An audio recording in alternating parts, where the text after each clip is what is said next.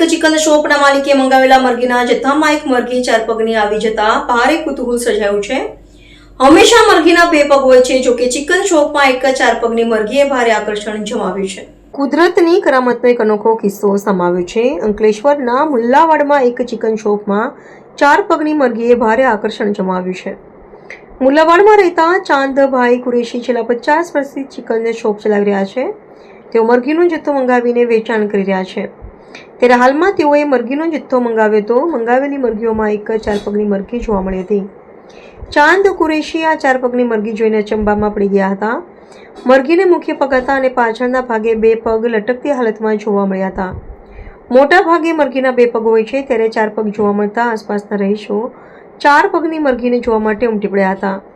ચાંદભાઈ કુરેશીએ જણાવ્યું હતું કે વર્ષોથી મરઘીનો વ્યવસાય કરી રહ્યા છે, જેમાં પહેલીવાર 4 પગ ધરાવતી મરઘી જોવા મળી છે। ત્યારે આસપાસના દુકાનદારોમાં પણ ભારે કુતૂહલ સર્જાયું હતું।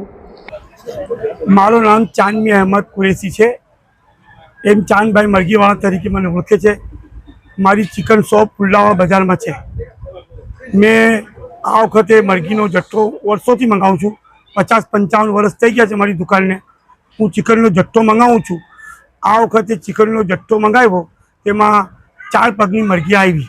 એ આચાર્ય કુદરતી વાત છે। એટલે 2 પગની છે અને મરઘી હરે છે, ફરે છે, ખાઈ ફરે છે અને 2 પગ મરઘી દર વખત આવે છે।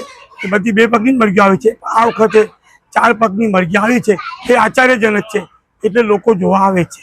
AB48 ન્યૂઝ ગુજરાત સાથે ધર્મેશ રાણા, અંકલેશ્વર।